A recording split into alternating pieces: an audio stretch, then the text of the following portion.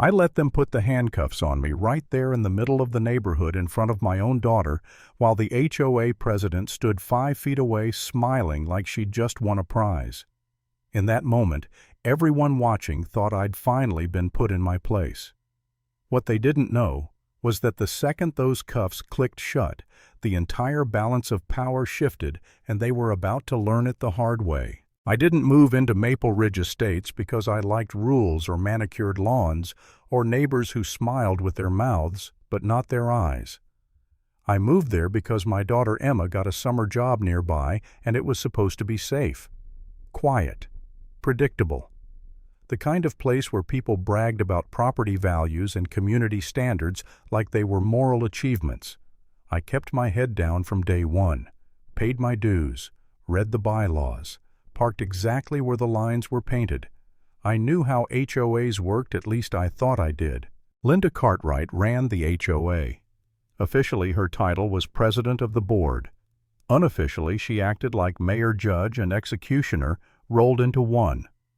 Late 50s, perfectly styled hair, always dressed like she was on her way to a country club brunch. She never raised her voice, didn't need to. She wielded authority the way some people wield a knife, quiet, precise, and meant to cut. Everyone called her Linda to her face and something else behind her back. You know the type. Emma was 17, smart, stubborn in the best way, working her first real job. She saved every dollar, talked non-stop about buying her own car so she wouldn't have to ask me for rides. I was proud of her. I trusted her. That trust mattered more than anything that happened later. The trouble started on a Tuesday afternoon that felt like every other Tuesday in Maple Ridge. Sunny, quiet, nothing out of place. Emma had just gotten home from work and was in the garage sorting through her backpack when Linda showed up. No call, no knock. Just that sharp, polite tap on the door that somehow felt like a demand. I opened it and Linda was already halfway through her sentence. "There's been an incident," she said, eyes sliding past me into the house. "Something valuable has gone missing." I asked her what she was talking about. "A gold watch," she said. "Very expensive. One of the board members reported it stolen from the clubhouse." I nodded slowly. "Okay. And?" Her gaze locked onto Emma's backpack. "And your daughter was working there today." Emma froze. I could feel it. That subtle shift when a kid realizes an adult is about to say something unfair and doesn't know how bad it's going to get yet. Linda smiled thinly. "We need to check her belongings." I actually laughed. Not because it was funny, but because it was so absurd, my brain refused to process it as real. "No," I said. "You don't."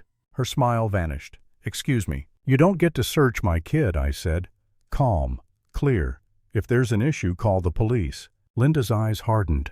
"This is an HOA matter. We have the right—" "You don't," I cut in. "She's a minor, and she didn't steal anything." Emma found her voice then. "I didn't take anything," she said, hands shaking but chin up. "I was on shift the whole time." Linda didn't even look at her. She was staring at me like I'd just insulted her personally. "Refusing to cooperate makes this worse," she said. "For both of you." That was the first moment something cold settled in my chest. Not anger, not fear. Recognition. I'd seen this before, just not in an HOA parking lot. This was about control, not a watch. I told Linda to leave. She didn't. Instead, she pulled out her phone. "If you're going to be difficult," she said, already dialing, "I'll let the authorities handle it." I remember thinking, fine, let them. I had nothing to hide. The police arrived fast, too fast. 2 officers, city cops, not county. Young, alert, wired. Linda met them halfway down the driveway, already talking, already crying. She pointed at me like I was the problem that needed solving. The story she told them barely resembled reality. She said I'd threatened her, that I'd refused lawful HOA procedures, that Emma was uncooperative and possibly hiding stolen property. She didn't mention demanding to search a minor, didn't mention showing up unannounced. She painted herself as the reasonable authority figure dealing with an aggressive homeowner. The officers turned to me, hands hovering near their belts, eyes already narrowed. "Sir," one of them said, "we're going to need you to calm down." I was calm. That's what scared me later. I explained slowly exactly what happened. Emma stood beside me, pale, silent now. The officers listened, but I could tell it wasn't landing. Linda's version fit their expectations better. Wealthy HOA president versus blue-collar guy in work boots. I could see the math happening behind their eyes. One of them turned to Emma. "Do you have the watch?" "No," she said. "I didn't take anything." "Then you won't mind showing us your bag?" I felt my stomach drop. "Absolutely not," I said. "You're not searching her without cause." Linda jumped in instantly. "If she's innocent, why refuse?" she said loud enough for the neighbors gathering on the sidewalk to hear. "What are you hiding?" That question hit harder than I expected. For a split second I wondered if I was making this worse, if standing my ground was hurting Emma instead of protecting her. I looked at her, saw the fear in her eyes, and a thought crept in that I hated myself for having. Maybe I should just let it happen. Maybe this would all be over faster. That thought lasted exactly 2 seconds, because the look on Linda's face wasn't concern. It was anticipation. I said no again, firmer this time. The officer sighed. "Sir, if you continue interfering, you'll arrest me," I finished. "I know." There was a pause, a long one. "Turn around," he said. Emma grabbed my arm. "Dad, it's okay," I told her quietly.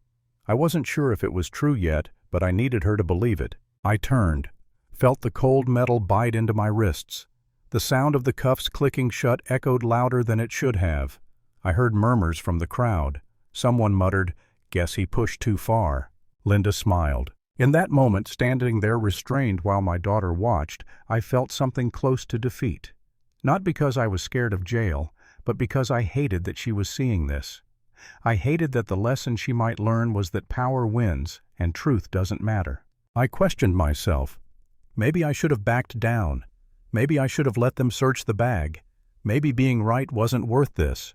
But then Linda stepped toward Emma. "Now," she said smoothly, "we can resolve this. Come with me." That was it. That was the line. I raised my voice not in anger but in command. "Stop. Do not touch my daughter." Everyone froze. The officers turned. Linda scoffed. "You don't get to give orders anymore." She was wrong. "Officer," I said, meeting the younger cop's eyes, "if you allow a private citizen to search a minor without consent or probable cause, you are violating her rights." He hesitated. Just a flicker. Linda snapped. "He's just trying to intimidate you. He thinks he knows the law." I exhaled slowly. "I do." I told the officer to check the saddlebag on my motorcycle parked at the curb. He looked confused. Linda laughed. "Go ahead," she said. "See what kind of weapon he's hiding." The officer walked over, opened the bag, and went still. When he turned back, his face had changed completely. He held up my badge. The noise drained out of the world. Linda's smile collapsed. The other officer swore under his breath. The cop looked at me, then at the cuffs. You're the sheriff." I nodded. "County." The next few minutes moved fast, very fast. The cuffs came off. Backup arrived. Statements were taken. Phones kept recording, but now the angle was different. Linda tried to talk her way out, tried to say it was all a misunderstanding, tried to backpedal so hard she nearly tripped over her own words.